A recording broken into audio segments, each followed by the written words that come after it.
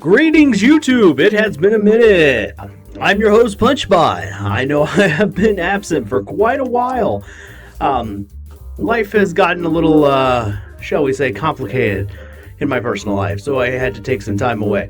But I'm back again to continue my series about how I would do an HCU, and we are still talking about Phase 1. So in our previous film, we did G.I. Joe versus Power Rangers, and in this film, we're going to be doing Transformers 2.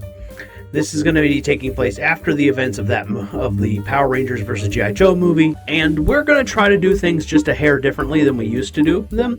See, in previous videos, we were focusing a lot about, like, why Hasbro should do this, and that stuff is still going to be in here, but I think at this point I'm sounding like a broken record. Like, at the end of the day, it's, merch, toys, movie tickets, etc. Like, that's the whole point of doing all of this, not just to entertain us. Obviously, they're a business, they gotta make money.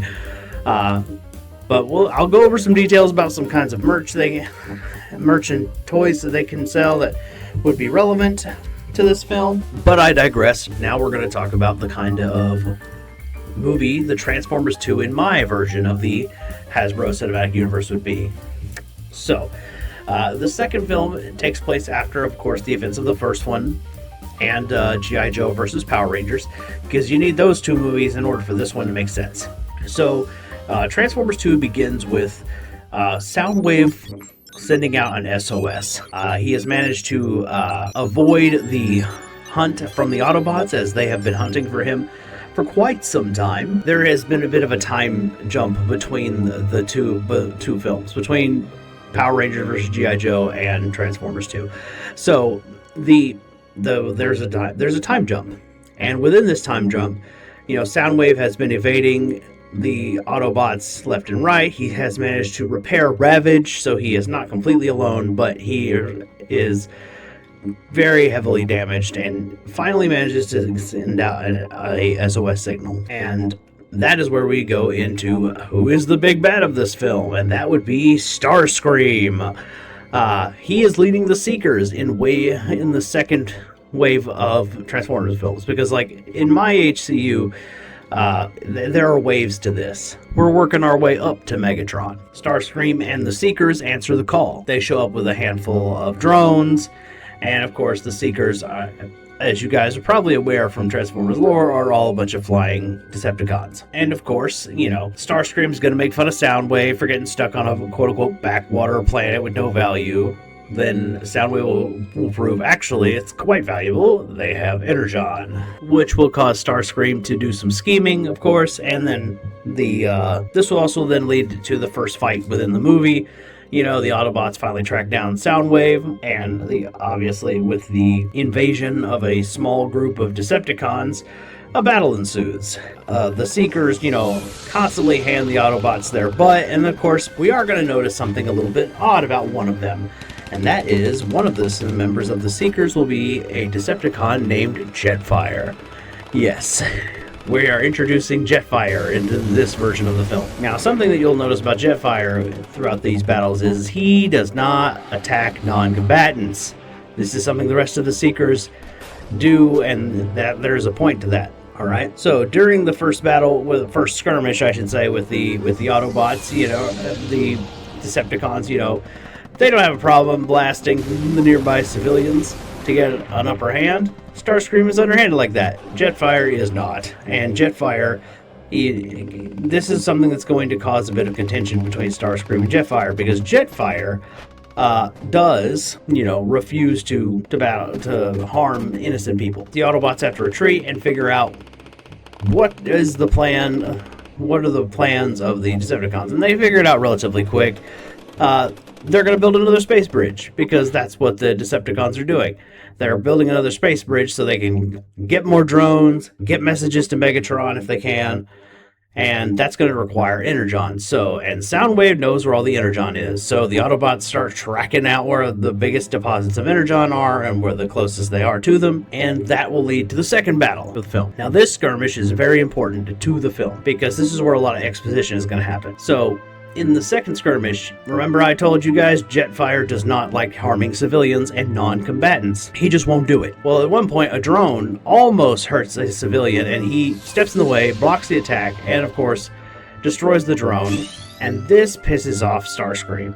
So Starscream blasts him, and then leaves him for scrap, leaving and retreating with the other Seekers.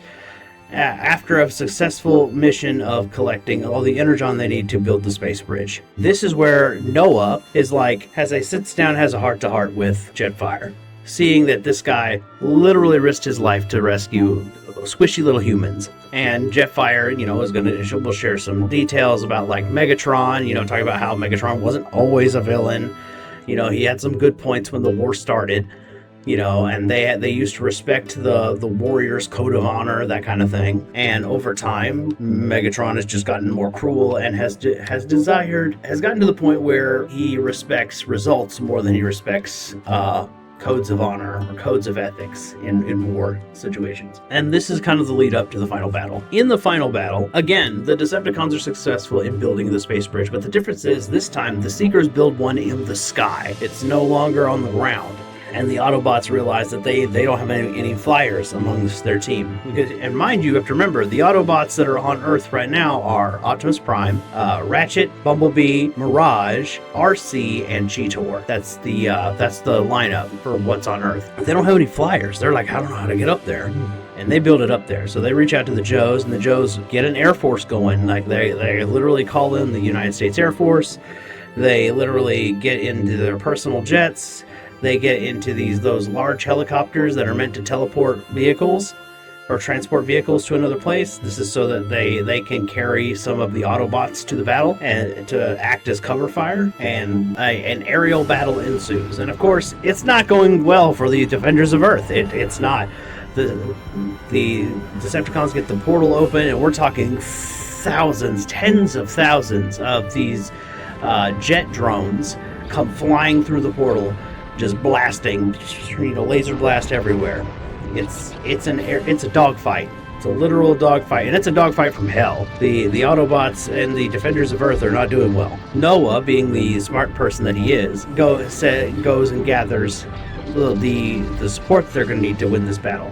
While on the ground, Cheetor and Optimus are battling Soundwave and Ravage, who are acting as support to the Seekers. And of course, this is important because in this battle, you're actually going to see Optimus Prime actually defeat Soundwave, like for good, in this film. And Ravage will barely escape with his life after battling Cheetor. Let's just say he gets really good at playing possum. In the aerial battle, when everything is looking bad, right? Noah, using his technical genius, figures, and with the help of Mirage, they patch up Jetfire, and Jetfire agrees to assist the Autobots. He is disgusted with the behavior of the Decepticons, just harming innocent civilians, and he has had enough of it. This is a character who, as a warrior, has had enough. So Noah and Mirage patch up Jetfire. Jetfire flies them up to the space bridge that has been built in the sky, so that Mirage and Noah can shut it down. And you see Jetfire, being the brilliant tactician and warrior that he has been remade to be. He is zipping around, slashing down the drones like it's nothing. Like, he is literally, like, hundreds of drones have fallen just in the time it has taken him to fly Noah and Mirage to the space bridge. And while Noah and Mirage are getting the space bridge going down, Noah also calls in a few favors. And sure enough, like, as many of the Joes are starting to run out of ammo by trying to destroy the drones, guess who shows up? None other than the Pink Ranger and her giant pterodactyl Zord, laying in the firepower. And a certain ranger who, clad in green, is also with her, as he also, in this version of the universe, can fly. So he jumps off of the pterodactyl Zord, and you start seeing him, laying into the drones, and finally evening out the battles between the aerial battle between the Joes, the Autobots. These two Rangers help assist and even up the fight. This allows Jetfire to focus on Starscream, and an aerial duel happens. And of course, Starscream is no problem, fighting dirty. So he tries to take a few whacks at Noah and Mirage, and of course, Jetfire takes the hits for him. It's an ugly fight. It's an absolutely ugly brawl between the two. And the other, the Green Ranger is doing a number on the rest of the Seekers, right next to the Pink Ranger. And of course, Bumblebee is getting a few shots in. We might even have like a scene where maybe Bumblebee jumps on a drone and kind of surfs on it. Because I could see him doing that. Be like, I wonder if I can just hot wire this drone and use it like a surfboard. So you'll see something like that probably. And anyway, I digress. Noah sets some charges and actually destroys the space bridge. Him and Mirage, Mirage turns into a suit of armor for him again, and this time so he can get to the bottom, get back to the earth, on the ground, alive. And Jetfire, right before he delivers the final blow to Starscream, he would rip off his insignia and say something like, "I am a Decepticon no more," or something along those lines. You gotta have that epic line, of course. And then he delivers the killing blow. Earth has been saved. A lot of drones were destroyed. There's a lot of destruction on the Earth, on the ground. There's even some Joes have been sacrificed in this conflict.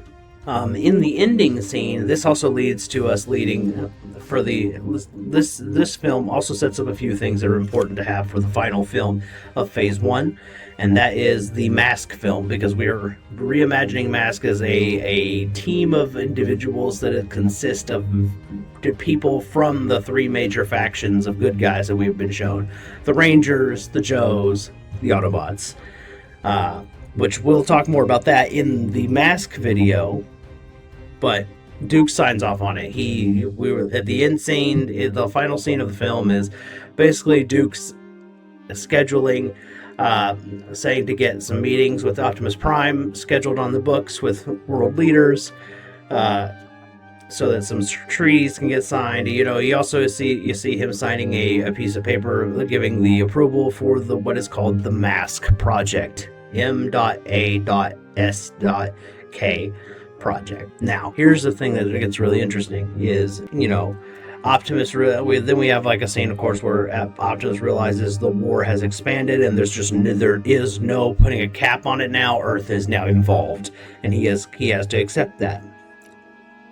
Megatron gets some kind of messaging that Starscream and Soundwave have had their entire forces destroyed, which means now Megatron has got Earth on his notice now too. Now here's the fun part, right? For the end of the film, where I do have an end credit scene that I would suggest for this film, and that end credit scene, and I think you guys who are Transformers fans will love this idea because it's not something that's been done on the big screen before, is we are going to show Starscream's Spark chasing after one of the Seekers that survived the battle, but that was also heavily damaged. His Spark goes after someone one of the lesser known ones, like Sunstorm or Acid Storm, one of those two.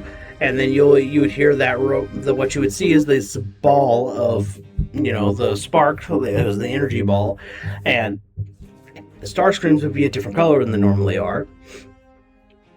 And it enters into the body of the Seeker that he's taking over, and you hear the Seeker saying things like, "No, no, no!"